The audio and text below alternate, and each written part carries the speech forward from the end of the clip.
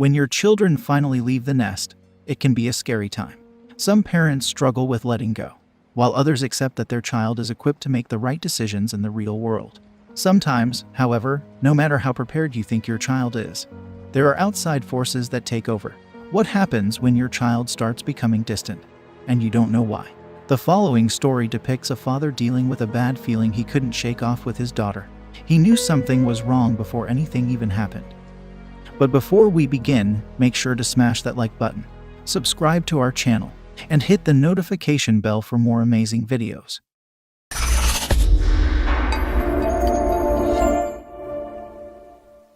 Gary was a retired firefighter who loved being a dad.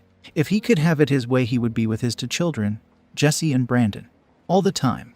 In fact, Jesse didn't ever want to let her dad out of her sight. When Jesse was 14, Gary and her mother Carla divorced, and Jesse spent her high school years with her father and her new stepmother Gina.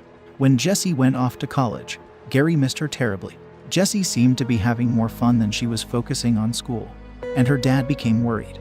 But after a few years of college, Jesse moved to Orange Beach and started working tables at a popular beachside restaurant called Cobalt. She still spoke to her dad Gary every day. Jesse had been living with a long-term boyfriend, but she surprised everyone when she fell for a new guy, Jason Lowe. Lowe was friendly, outgoing, handsome, ambitious, and had 2 college degrees, so he was quite the catch. But for Jesse, Jason wasn't just a new love, he was a ticket to a more exciting life.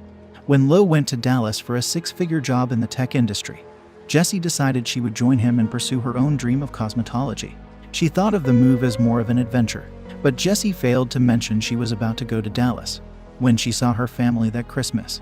Shortly after the holidays, Jesse prepared to leave for Texas. Now, suddenly, the girl who always had her iPhone with her was now never on it. Jesse's friends couldn't reach her, and they became very concerned when her phone number was cut off. The only way to reach her was to go through Lowe. Her friends would come to find out that Lowe was monitoring all of Jesse's calls. Eventually, every time Gary called Jesse, he only got Lowe, who told him she would call him later. But when Gary went to visit Jesse in Orange Beach, she was hugging him more than normal. He asked his daughter if she was okay, and she said yes and that she was still moving to Texas. Still, Gary knew something was wrong. Even though Jesse never let on that anything was wrong, Gary had a bad feeling. He decided to channel his frustration by going into Jesse's room and writing a song about how much he loved her. For months after that, Jesse moved to Texas, and she stopped answering her dad's calls altogether. Because this was very unlike his daughter, Gary called Lowe and insisted on knowing where Jesse was. Lowe became defensive, saying that he didn't know. He even yelled that they were not codependent, and he didn't know where Jesse was. But then, when Jesse didn't call her mom and stepmom on Mother's Day, Gary packed his bags and headed to Texas. When Gary got in his truck and headed to Texas, he was very angry.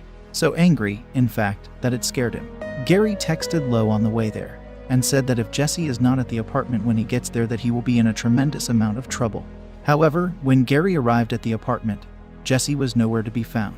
Gary immediately filed a missing persons report with the Richardson Police Department, and over the next 24 hours, police were on a hunt. They regularly visited Jesse's apartment, but she never showed up. That's when Detective Hale called Lowe on the phone. Lowe said the last day he saw Jesse was on Mother's Day, May 8th at 10 a.m. and that she left in her Acura.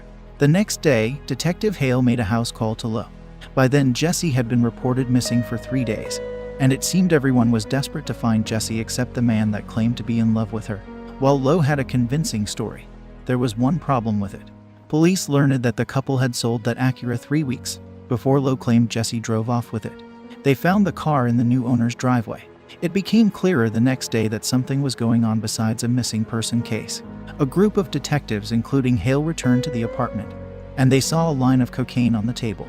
But it was an odor coming from the garage that really got their attention. It was the smell of death, and it was coming from the back of Jason Lowe's black Audi. Detective Hale opened the hatch door, but there was no Jesse Bardwell in there. There was, however, evidence that a body had been there because the car smelled like decaying flesh and had a lot of damage to it. Lowe told detectives that he got stuck in the mud while searching for Jesse, but when they sprayed a chemical into the backseat of the car, it turned blue, indicating the presence of blood. At that point, the case turned into a homicide investigation. Lowe was arrested and investigators questioned him, but nothing seemed to get him to talk and he was very irritated. Yet, even without a body, Jason Lowe was charged with murder. Detectives suspected that he killed her.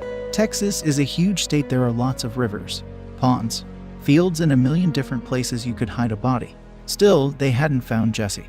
Almost 3 weeks after Jesse was last seen alive, police finally got an answer. The chief said they received information from a reliable source about where Jesse's body was and that the Bardwell family needed to prepare for the worst. Her body was found where Lowe's car was stuck in the mud, and she was thrown away like a piece of trash. But her body was so badly decomposed, officials could not say how she was murdered. That reliable source turned out to be Lowe himself, and he told police where the body was as part of a plea bargain. If convicted, he would only serve half his sentence of 50 years instead of the full term. Prosecutors believe Jessie was killed on or around May 1st, the last day she was seen alive. They believe Lowe kept her body in his car for 8 days before dumping it. Over 900 people showed up to mourn the death and celebrate the life of Jessie Bardwell. But it wasn't over yet.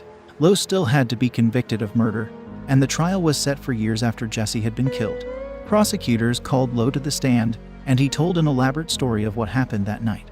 Despite trying to convince the jury he was innocent, prosecutors built a strong case against Lowe. He had a sadistic past, including drug use, and numerous ex-girlfriends who believed that Lowe could have killed them too. With everyone that encountered Lowe scared for their lives, a phone call between Lowe and a friend visiting him in prison proved everything. He said, "I made a mistake." At the trial, Lowe was finally convicted of murder. He was sentenced to 50 years in prison, and he will be eligible for parole in May of 2041 when he is 52 years old. Until then, Gary can rest his head a little bit knowing that his daughter's killer is behind bars. Thanks for watching until the end. Watch the videos on your screen and subscribe for more amazing stories.